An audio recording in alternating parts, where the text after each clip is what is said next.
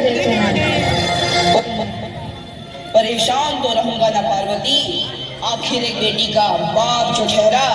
पार्वती, अब उसके हाथ पीले करने का समय आ गया है। पर हमारी आनंदी तो अभी सिर्फ 9 साल की है। अभी तो उसके पढ़ने लिखने और खेलने कूदने के दिन हैं। देख पार्वती, लड़कियां पराया धन होती है और जितना जल्दी इन्हें घर से विदा कर दे उतना अच्छा है। कल से आनंद की पढ़ाई लिखाई बंद। पर बापू, इसमें मेरी क्या गलती है? आप मुझे पढ़ाई करने क्यों नहीं देते?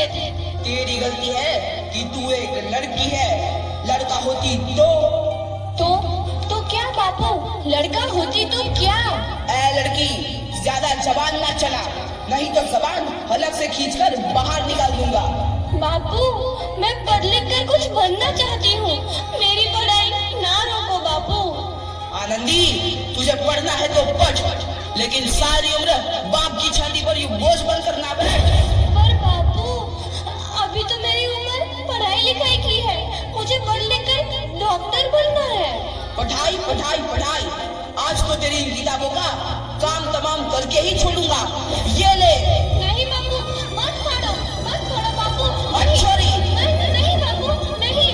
बापू, ये तुमने क्या किया?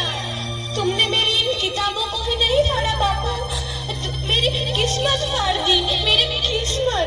ये कापी किताबें ना सिर्फ छोरों के हाथ में अच्छी लगती है, लड़कियों के हाथ में तो सिर्फ मेहंदी अच्छी लगती है, मेहंदी। पर बापू, मैं लड़की हूँ तो क्या हुआ? लड़का और लड़की तो हमारी दोनों आंखों के समान होते हैं। चुप कर आनंदी, और यह एहसान मान कि अब तक जिंदा है तू। कहीं बचपन में गला दबाकर मार दिया होता तो यह तेरी बकबक नहीं सुननी पड़ती आज। पर बापू, मुझे चूल्हा जलाना अच्छा ना लगे है। देख छोरी, जितना जल्दी हो तू चूल्हा जलाना सीख ले, उतना ही अच्छा है तेरे लिए। और हाँ, तेरा ब्याह तो होगा, वो भी कल के कल। अगला जीवन है तुम्हारी यही कहानी। आंचल में है दूध और आंखों में है पानी। मुझे माफ कर दे बेटी, तेरे बापू के जिद के आगे मेरी एक न चलेगी। माफ कर दे बेटी, मुझे माफ कर दे। मात्र 9 वर्ष की छोटी उम्र में आनंदी का विवाह गोपाल राव जोशी से हो गया। बाल विवाह एक सामाजिक कुरीति है और इस कुप्रथा का शिकार होना पड़ा आनंदी को।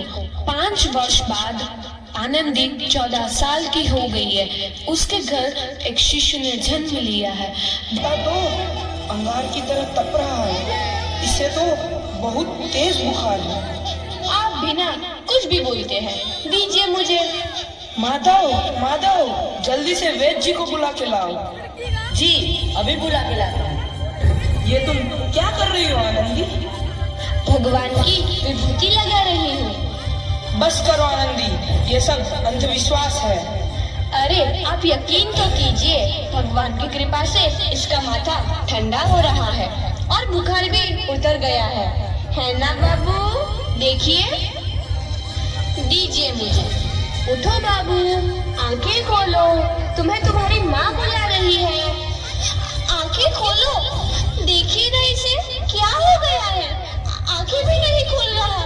आंखें खोलो बेटा, आप चुप क्यों है? आंखें खोलो बेटा, आंखें खोलो। आनंदी, हमारा बेटा कभी आंखें नहीं खोलेगा। नहीं, ऐसा नहीं हो सकता। मेरे बेटे को मुझसे कोई नहीं छीन सकता, कोई नहीं छीन सकता। पागल मत बनो आनंदी। माधव,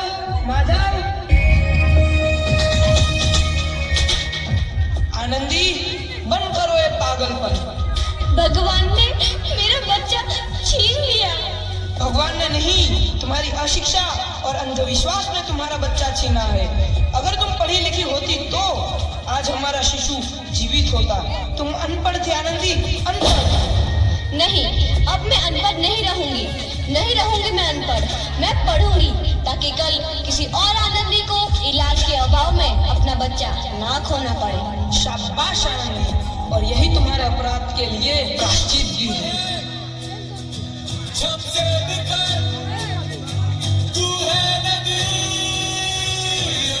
आनंदी, तुम्हारी 12वीं का परिणाम आ गया है। तुमने पूरे कॉलेज में प्रथम स्थान अर्जित किया है। आनंदी, तुम्हारी मेहनत रंग लाई है।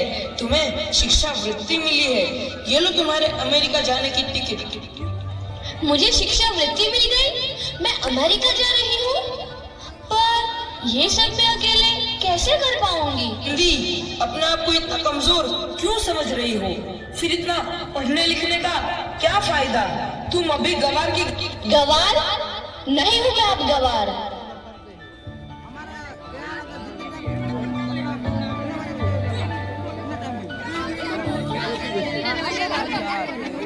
तो इस प्रकार 7 अप्रैल 1883 को आनंदी अमेरिका के पेंसिल्वेनिया के लिए रवाना हुई और 3 साल बाद उन्होंने डॉक्टर ऑफ मेडिसिन की उपाधि प्राप्त कर ली।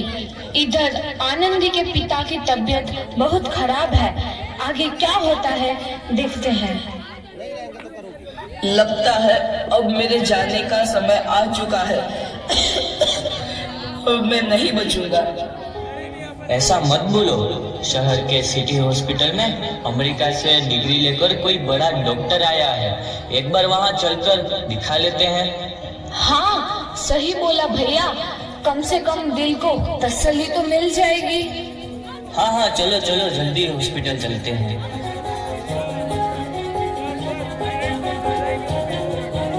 इस मरीज की हालत तो बहुत ही खराब है। कोई चमत्कार ही इसे बचा सकता है। ऐसा मत बोलो भाई। डॉक्टर साहब कब तक आ जाएंगे? लो आ गई डॉक्टर मैडम। डॉक्टर मैडम जल्दी देखिए, मरीज की हालत बहुत ही खराब है।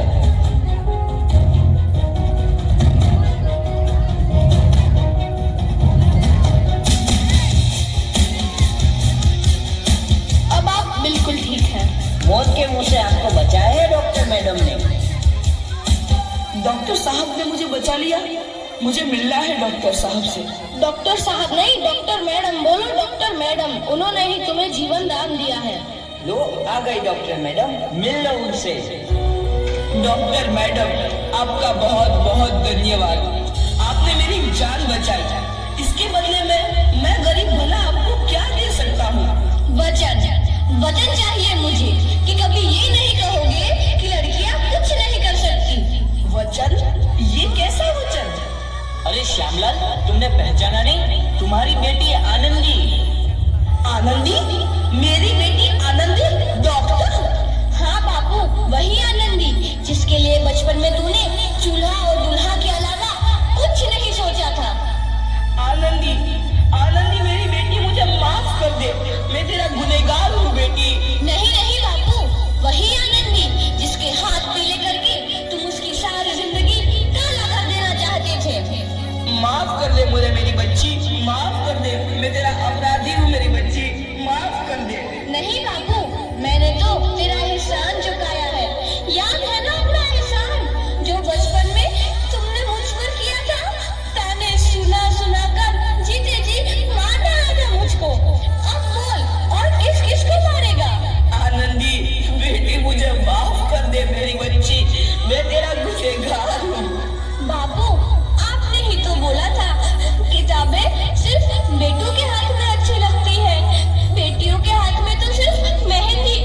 बेटों और बेटियों में फर्क करना तो आंखों में फर्क करने समान है। एक का पढ़ना और दूसरे का ना पढ़ना सामाजिक अंधकार है बापू, सामाजिक अंधकार। उपकार मांगता हूँ मैं तुझ जैसी बेटी का, जिसने सारी उम्र मुझसे कुछ ना मांगा तो सिर्फ बराबरी का दर्जा। वरना सच तो यह है कि मैं तेरी माफी के लायक भी ना हूँ। मुझ जैसा बाप तेरी बराबरी कर सके, उसके मैं लायक भी ना हूँ मेरी बेटी, मैं लायक भी ना हूँ। अपने बापू को क्या माफ नहीं करोगी आनंदी? माफ कर दो आनंदी, माफ कर दो। सुबह का भूला यदि शाम को घर लौट आए तो उसे भूला नहीं कहते। तो इस प्रकार आनंदीबाई जोशी ने अपनी मेहनत और अटूट इरादे से न केवल भारत की पहली महिला डॉक्टर बनी, बल्कि आगे चल के उन लड़कियों के लिए सुनहरा रास्ता दिखा गई जो जीवन में कुछ करना चाहती थी।